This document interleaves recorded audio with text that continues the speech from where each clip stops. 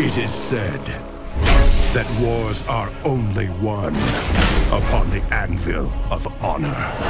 Others believe victory requires strategy and a mastery of power. War is deception. A game played best from the shadows. Only strength and raw power can assure total dominance. But of course, you could forget all that and just have fun! My name is Philip Numberguy, or Philip otherwise known as Numberguy, and I'm representing Europe in the BlizzCon World Championship for Hearthstone.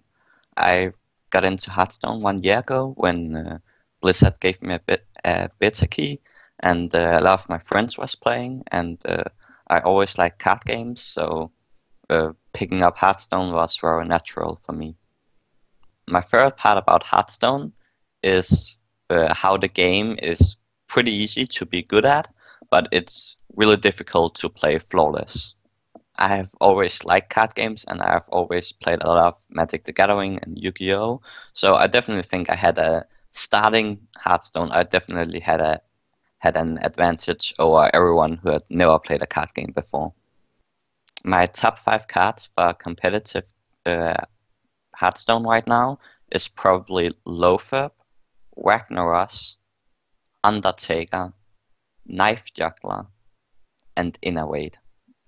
All of these cards are really swing cards. They really have a really big impact on the game, and unlike cards like Big Game Hunter and Black Knight, it's not really clear when you should use them. So it's pretty clear when you should use Black Knight or Big Game Hunter, but when should you use Loatheb, that's not really clear, and it can often decide a game.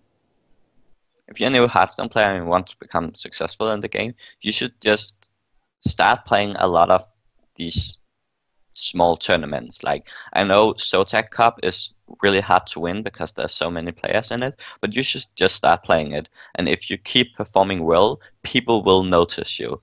And if you get, all you need is one lucky streak, one lucky tournament, and then you will be known by everyone. I like to play almost all of the classes. I think I enjoy Druid and Rogue the most.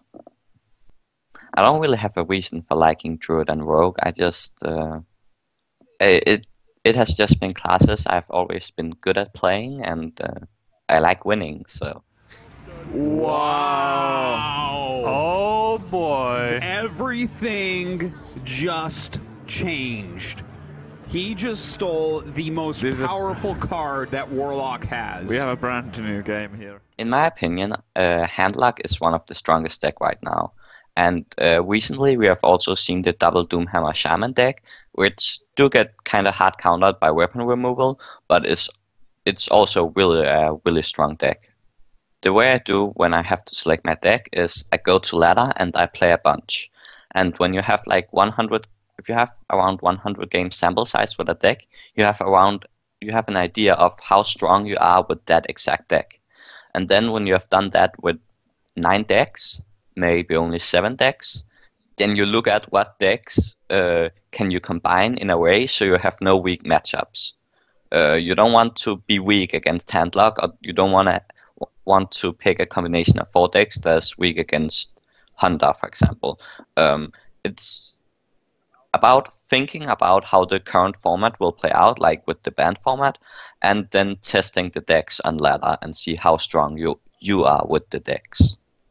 Gonna finish him off, and it looks like Numberguy is gonna be going to BlizzCon. I think Hearthstone is a developing esport right now.